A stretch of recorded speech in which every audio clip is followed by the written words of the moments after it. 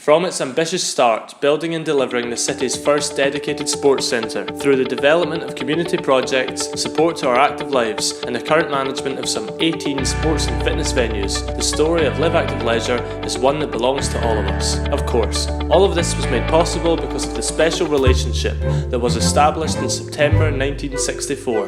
What was really important going back 50 years ago was the philanthropy expressed by Ganachie at that time.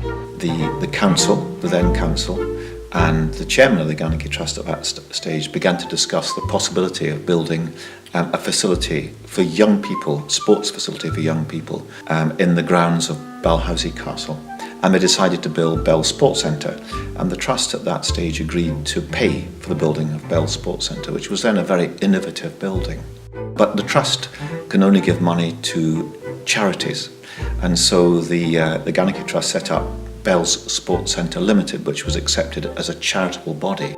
On the 16th of September 1966, work began on Bell Sports Centre, and as trucks carrying the large beams trundled through the streets of Perth, the foundation stone was laid by the Lord Provost, his wife, and the trustees of the Ganachie Trust. Works progressed well, but disaster struck in 1968 when the roof caught fire, causing a huge spectacle as the almost complete domed roof was ravaged by flames and the centre itself ruined by smoke.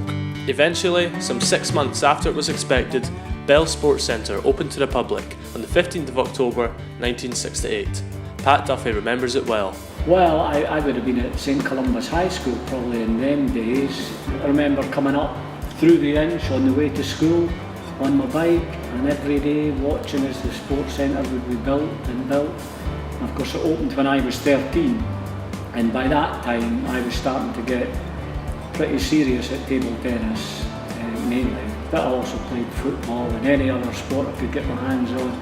We would play lunchtime five-a-side football league when I started working for General Accident, and we would run from the bottom of the high street because we really were only meant to have an hour for lunch. And the football match would last 40 minutes, so we had to run from the bottom of the high street, play five-a-side football and then run back. It wasn't just Pat and his friends who were enjoying Bell Sports Centre. By the 1970s it had developed into a hive of activity and was well used by the people of Perth. A group of people could get together and go and play badminton. Tennis clubs could book it in the winter time. Five-a-side football, a lot of five-a-sides obviously. Netball, ladies netball played, they were very good. I tell you what, there was cricket nets as well.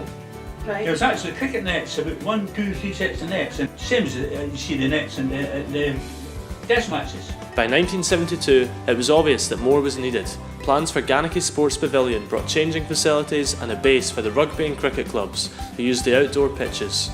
In 1978, Aberfeldy started fundraising for a swimming pool. There was a leftover fund from the war that they thought they might make a paddling pool with because they couldn't get enough money for a real pool.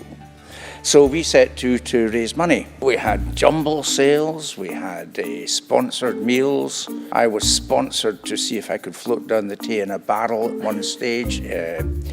And I didn't. Well, I did. I went for about 3.5 miles. We had all sorts of things like that. And we sort of played hard and we worked hard and we raised £100,000. And the council then matched it. So then we had £200,000. And then we were invited to go to the Ganachie Trust.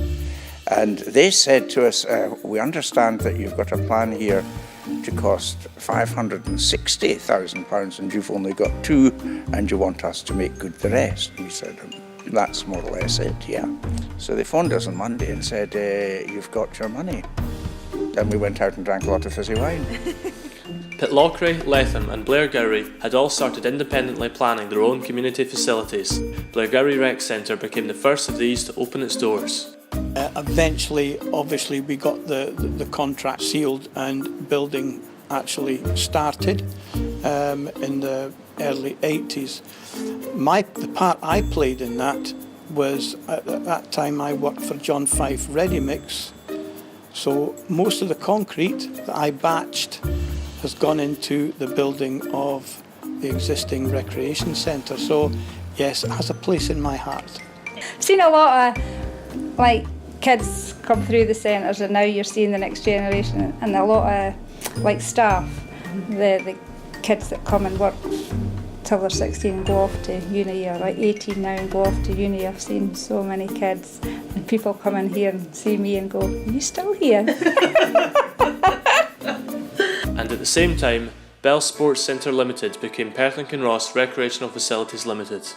Bell Sports Centre continued to develop, and in 1983 the coaching hall was opened by Mrs Margaret Ross, wife of Jimmy Ross, chairman of the Ganachie Trust. On the 28th of January 1986, the fundraising team in Aberfeldy witnessed the fruits of their labour, and the Aberfeldy Recreation Centre opened to much excitement and community pride. Back in Perth, work had commenced on Perth Leisure Pool, and just 3 months after it had begun, the external shell of the building was complete. At exactly this time, the company became responsible for operating Rodney Pavilion. We, at that time, ran a sort of a programme. It was a Feel Good Factor programme where we promoted physical activity, and it was social marketing really. We went out and about and delivered health talks, tried to engage with the community to get them to come in and use the facility. So we would promote the activities that we ran, the various classes that were on, the gym that we had. In July 1988, the company's next major milestone occurred as the doors to Perth Leisure Pool opened. The people of Perth and wider Scotland were hooked from the start. Having moved down from a small pool and saw this, I was like, oh my goodness. I remember being petrified, absolutely petrified, seeing all these people. The queues lasted for many months. The building was an incredible draw, not just for members of our own community across Perth and Kinross, but for people from across Scotland and beyond. And of course, topping it off was this madcap idea, it appeared, of having an outdoor pool going out into a cold Scottish winter. But when you're doing that in 80-degree warm water and bubbles all around you and mist rising, the atmosphere, the lights on at night, the stars above you, the rain coming down, the hail coming down, the snow all around, it was a wonderful, wonderful atmosphere that was created. 1988 shaped up to be a busy year in Highland Perthshire. Pitlochry Leisure Company became incorporated and the first Aberfeldy Triathlon was held. We wanted to encourage promoting the place of Aberfeldy in the sporting world. So Aberfeldy became the home of Scottish triathlon. Really, it's the centre for it. As the 80s drew to a close, fire struck once again, this time at the North Inch Golf Pavilion. The obvious rebuild plans saw Bell Sports Centre expand, and in 1989 work began on a front foyer. This opened in 1991, incorporating all buildings and forming the Ganachie Trust Sports Complex. It's physically joined on. That benefited Bells a hell of a lot because, now Bells have big events. They've got good facilities, they've got a dining room, they can sit down about 40, 50 people. The 90s opened with a new programme for performance sports people in what would become the hugely successful Talented Athlete scheme. The way it works is that I'm allowed to use Live Active facilities when I need to through this Talented Athlete scheme, and it's a real help for me because it means that I can get all the facilities I need for all the training I do, because there's quite a wide range of stuff. We don't just go in the pool all the time. When I'm training in Bells, I use my robot, so it just pings balls at me. So I've just bought a new one, and it flings out 80 balls a minute. So I use that either 1 or 2 sessions a week in Bells. I use Perth Leisure Pool every day except Tuesday. Tuesday I don't come into the pool because in normal circumstances Stephen's in the pool in the fast lane. In the fast lane? And I mean in the fast lane. A week I do about 22 hours swimming, and sometimes it's more. If we get extra training like in the weekends or something like that, it can be more. I'd like to say a big thanks because, as I say, I'm a retired person. If it hadn't been for the Talented Athlete scheme, I wouldn't have been able to continue to train and swim as I do currently. In 1990, a series of milestones at a local area level occurred. As I say, Dross doesn't take long to add up to bounds. Following a fantastic community fundraising campaign in Letham, work started with St Johnstone player Sergi Baltaccia cutting the first turf. At the same time, the Athol Centre opened in Pitlochry. This would go on to become home to the Pitlochry Weightlifting Club. As a club, we've actually competed for Scotland. Quite a number of us have actually competed for Scotland. We've part of the national squads. One of the young girls has just been out to New Zealand. One of our guys, Ian Robertson, he competed at European Championships for Scotland. I mean, it's inclusive. Anyone can use it. Anyone can come in, use the weights, use the club, and get coaching as well. Also in 1990, Perth's public ice rink officially moved from Dunkeld Road to the newly opened Dewars Rinks. I originally worked at the old ice rink at Muir and Park, and I worked the last season there before we came up here. I started in October and the end of the season was April 1990.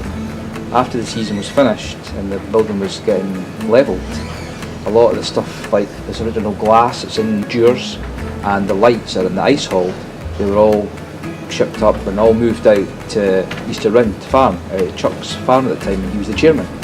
And once we moved back up to the new facility in 1990 in Dewars, that was used in here. So there's a part of the old building integrated into the new building for all these years. By 1992, the hard work fundraising in Letham had paid off, and a £500,000 Letham Neighbourhood Centre opened to the public on the 29th of February. Lochleven followed suit, with the necessary £2.1 million raised through a unique mix of public and grant-making trusts, private enterprise and community fundraising. It opened with a very memorable ceremony. We played in the school orchestra at the opening night, and somebody suddenly thought it would be a good idea to set up the entire school orchestra on the movable pool floor area.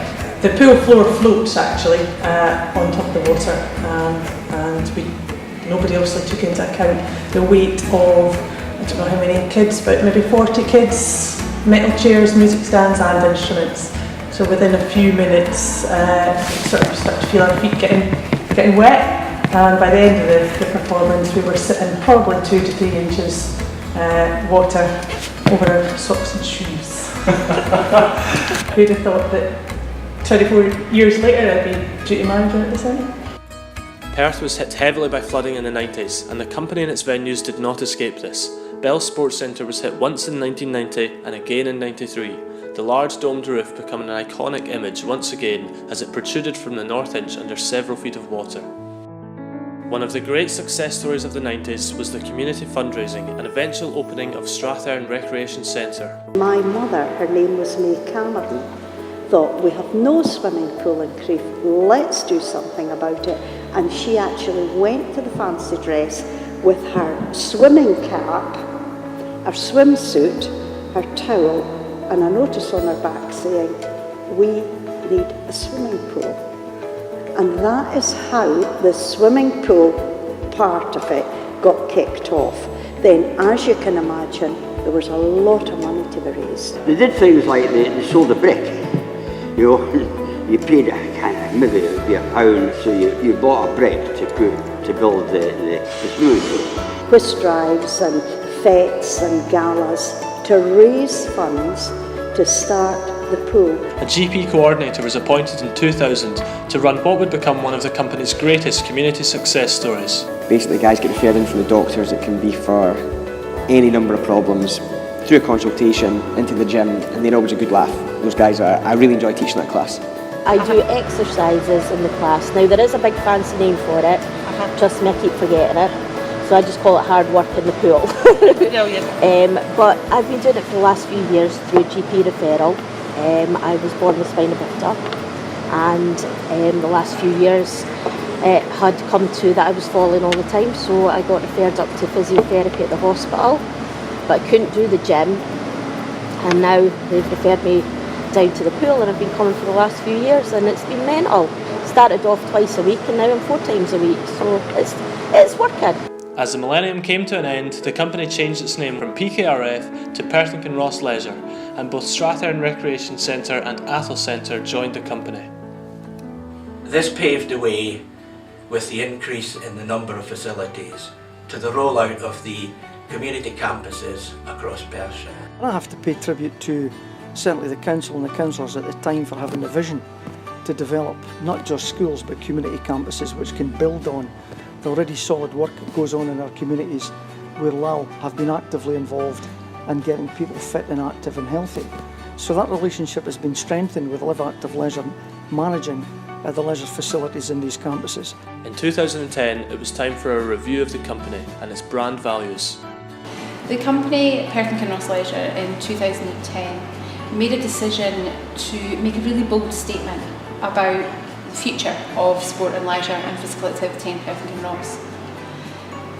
The wellbeing agenda was coming to the forefront more than ever before, and it was really important to the company to tell the community that we would be their provider of choice for anything they chose to do in their active lives. And I don't think there was any better way to see that than to start right up front and change the name of the company to Live Active Leisure. In 2012, Live Active Leisure took over the running of Dewars Centre. This led to major investment in the venue to ensure Olympic standard ice, and was soon followed by a first Olympic medal in 2014 for Live Active talented athlete Eve Muirhead. The ice plant was one of many improvements made in this period, with a £200,000 upgrade to Live Active Rodney's gym and a £500,000 upgrade on Bell Sports Centre. In 2013, Live Active Leisure became a sole member company, with Perth and Kinross Council acting as a sole member. By the council going forward collectively and collaboratively with LAL, what that shows is that we want them to be our preferred partners. We want to continue to fund them because we've got faith in their ability. In the largest transfer of services since 2000, active schools and PKC Sports Development, including outdoor centres, joined Live Active Leisure in April 2016, bringing the total venues managed to 18. Celebrating 50 years of Live Active Leisure was always going to be a significant milestone, and in 2015 the company celebrated with one of their largest ever events. Danny McCaskill and the Drop and Roll Tour welcomed in the next half century. As the company looks towards the future, exciting opportunities such as PH2O will ensure their position as an industry leader and the first choice provider for sports and fitness across Perth and Kinross. It is, after all, your Live Active Leisure. It's our Live Active. It's our Live Active. It's our Live Active. It's our Live Active. It's our Live Active. It's our Live Active. It's our Live Active. It's our Live Active. It's our Live Active. It's our Live Active. It's your Live Active.